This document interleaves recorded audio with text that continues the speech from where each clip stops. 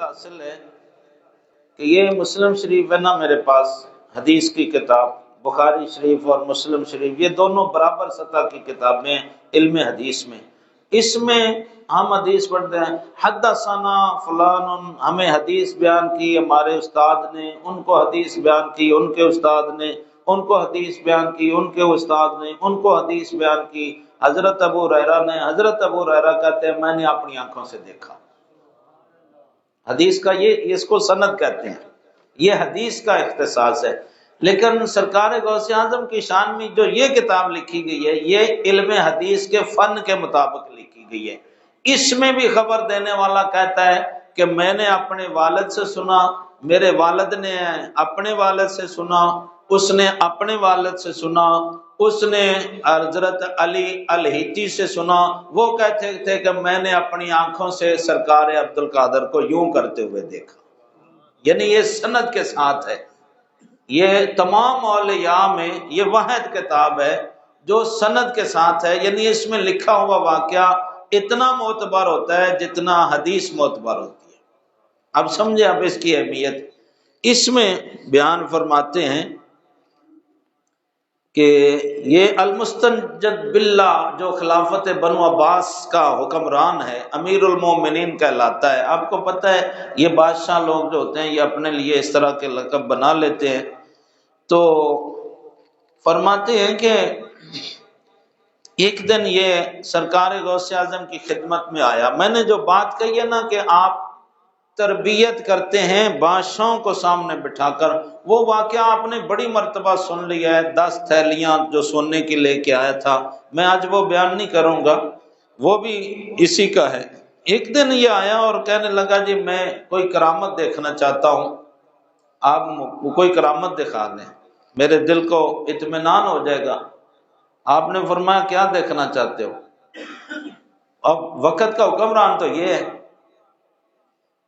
تو اب کام تو اس کا تھا کہ کہیں سے دوسرے ملک سے اپنے ملک سے پتہ کرتا۔ کہتا جی میں نے سیب کھانا ہے۔ تو آج کل کی طرح نہیں ہوتا تھا کہ ہم وہ کیمیکل کے ذریعے جہاں مرضی جو مرضی سبزی اور پھل فروٹ سارا سال ہم کھاتے رہیں، ایسا نہیں ہوتا تھا۔ یہ اب ہم لوگوں نے کر لیا، اس لیے ہمارے اندر وہ غذائی طاقت بھی نہیں ہے۔ تو وہ زمانہ نہیں تھا، موسم نہیں تھا سیب کا۔ تو سال کے بعد موسم آتا ہے، یہ سبزیاں مخصوص قسم کی اور فروٹ۔ اب جو بچے یہ نوجوان بیٹھے ہیں یہ تو کہیں گے کہ نہیں مولانا کیا کہہ رہے ہیں، سال کے بعد موسم آتا ہے۔ ہر روز ہم ہر فروٹ اور ہر سبزی دیکھتے ہیں، لیکن یہ جو بڈھے بابے 70-80 سال کے بیٹھے ہیں ان کو پوچھ لو، کیا جب یہ بچے تھے تو سارا سال ہر سبزی اور فروٹ ملتا تھا؟ نہیں ملتا تھا، سال کے بعد ملتا تھا، اور چند ہفتے خربوزہ آتا تھا، بس پھر سال کے بعد پھر۔ اب سارا سال ہی خربوزہ ہوتا ہے۔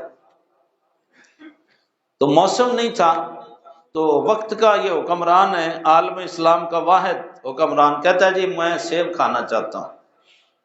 تو سیب کا تو موسم نہیں تھا کہ جی سیب کھانا ہے، یہ آپ کی کرامت دکھائے۔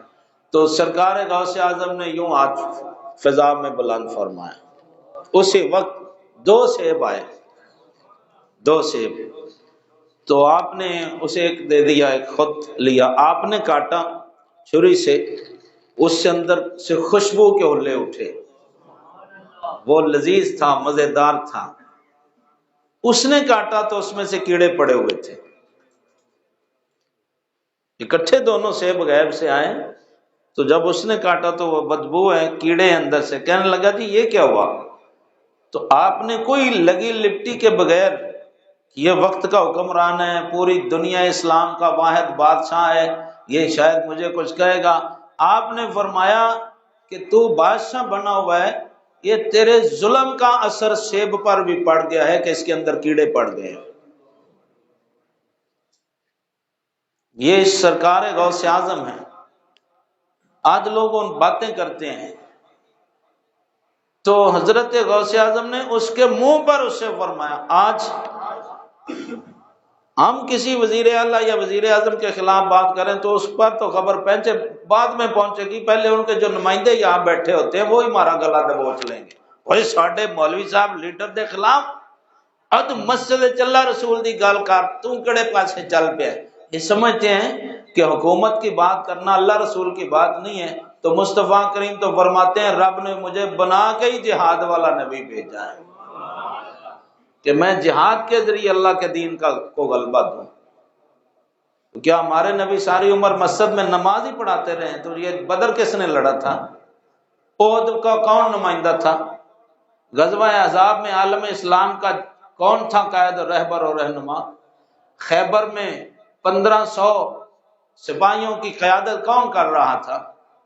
غزوہ تبوک پر پورا مدینہ لے کر آگے آگے کس کا اونٹ تھا؟ جناب بتائیے نا۔ یہ لوگ ہیں اور جی مولوی صاحب دین دی گال کریا کرو، مسیتے سیاست نہ کریا کرو۔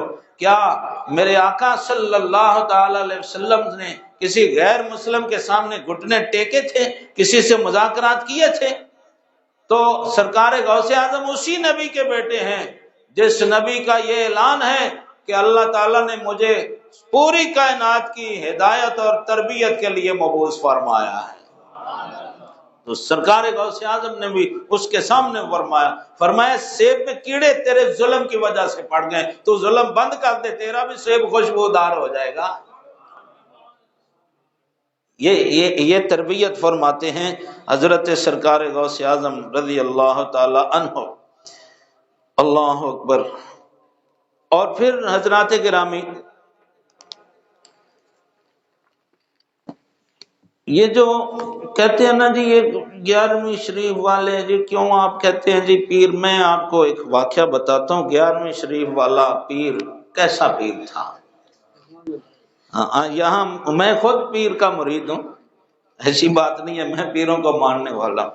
آپ میں سے بہت سے لوگ جو ہے وہ پیر صاحب کے بیت ہیں، مرید ہیں، خلیفہ ہیں، ان کی تعلیمات پر چلتے ہیں۔ مجھے بڑا احترام ہے سب کا۔ میں مسجد میں بیٹھا ہوں، اتنے سارے لوگوں کے سامنے جھوٹ بولنے سے میں اپنی قبر اور اپنا نامہ اعمال کالا نہیں کرنا چاہتا، سمجھ گئے ہو نا؟ بعد میں اس لیے میرا اشارہ کسی دربار یا کسی خاص بندے کی طرف نہیں ہے، میں جو ماحول اور معاشرے میں ہوتا ہے میں اس کی بات کرتا ہوں۔ آج میں جاتا ہوں پیر صاحب کے پاس، تو جب میں ان کی کوئی خدمت کرتا ہوں تو وہ بڑی توجہ فرماتے ہیں، اور اگر میں غریب ہوں، میں نے کوئی خدمت نہیں کی کسی قسم کی، تو پھر وہ مجھے منہ نہیں لگائیں گے، پھر نہیں منہ لگائیں گے، اور میری غربت پر رحم بھی نہیں آئے گا۔